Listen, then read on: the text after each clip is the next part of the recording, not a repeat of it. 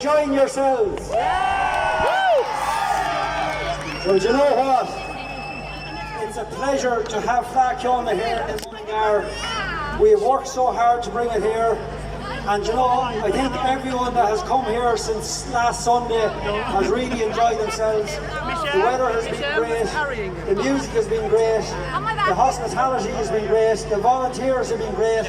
So I think overall the week has been just absolutely great.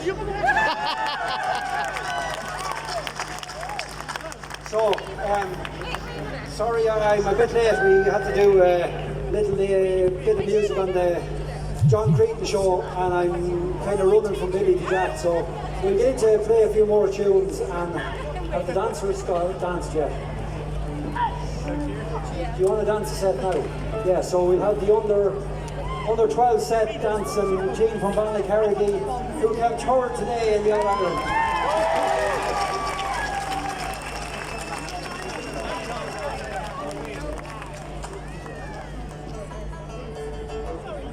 You can hear the banjo now, son. This fella's very good. That's some amount of musicians on the stage, isn't it? Maybe 100. Oh, easy. Yeah, it could be. Well, definitely 60.